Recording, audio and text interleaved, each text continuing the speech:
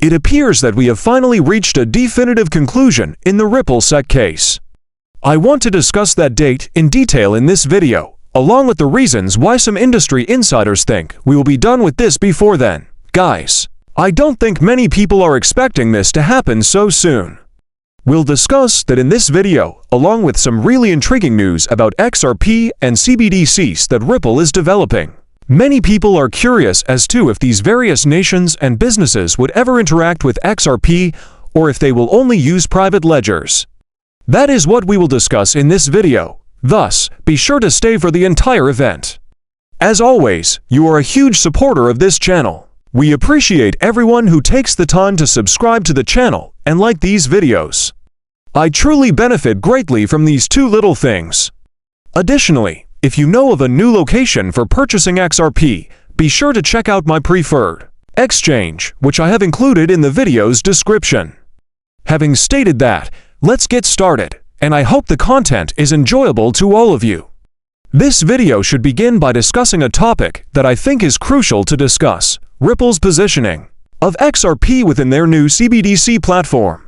I believe that many people have been worried about whether Ripple's construction of numerous private ledgers for various governmental organizations will ever affect the public XRP ledger and the XRP that you and I own. This is a really fascinating discussion, and I think we have Ripple discussing this same topic, describing in detail how it will operate. Guys, one of the things that I believe is inevitable at this time is that digital currency will be a part of the future world. We're heading towards digital currency, regardless of who is issuing it: governments, businesses, or others. Now, while some people find the concept of a CBDC repulsive, others find it appealing. In the end, I believe that everything is a little exaggerated. Who knows if we're issuing our own money, government-issued money, or corporate-issued money? I take it that it will be digital.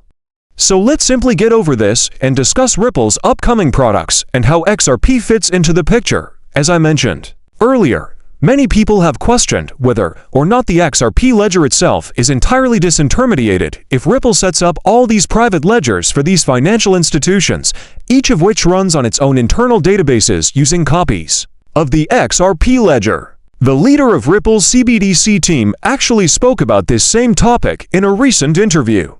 Just so you all know, James Wallace, the interviewer, has said publicly that Ripple is already collaborating with nearly 26 central banks. Now, it was more than a year and a half ago when he made that statement. Therefore, in my opinion, that list has likely expanded. This is a fantastic illustration of how not everything you see in the media accurately reflects what's going on. Behind the scenes, Ripple is developing tokenized currency in collaboration with some of the largest institutions globally. Okay, that's great, but how does that come back to XRP, is what many people are saying.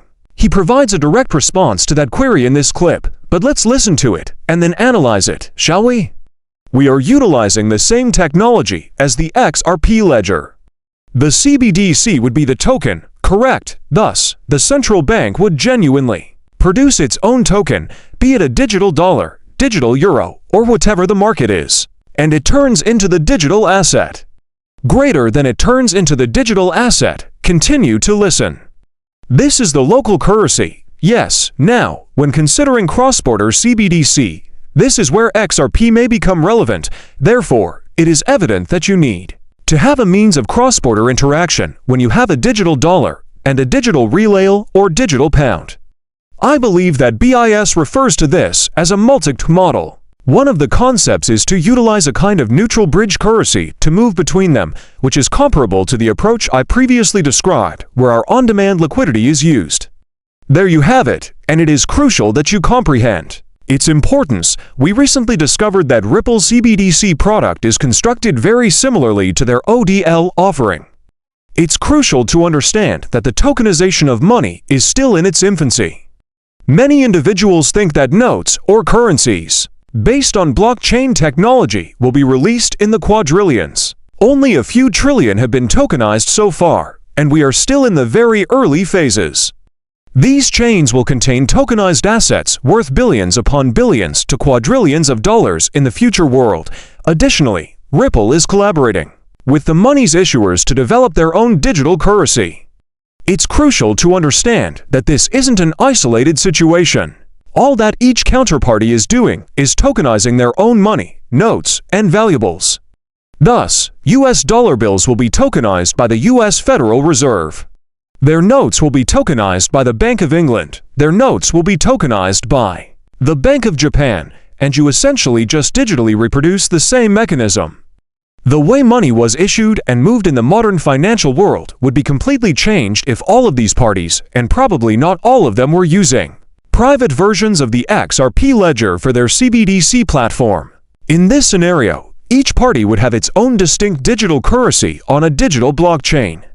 However, that doesn't address the issue of how these many systems can work together. You're still dealing with the same problem that the financial system is already facing, which is that none of these things are interoperable because they're all private permission domains. Furthermore, it is completely useless to have so many distinct parties crossing paths with one another.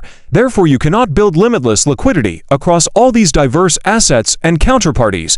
And this chart right here, in my opinion, is a fantastic illustration of that. This illustrates the number of interactions required simply for these various banks to communicate with one another, and it was created for Ripple's ODL product. Pay attention to this. All of these distinct currencies, issued by various banks, must establish liquidity links with one another. Because of the enormous spiderweb effect this produces, you are not limited to connecting to a single item. You must establish a relationship with each and every counterparty. Illiquid passageways are produced as a result. Maintaining all of these various exchange rates leads to inefficiencies and a lot of labor. However, you could create liquidity between all of these different counterparties if you simply place something like XRP in the middle.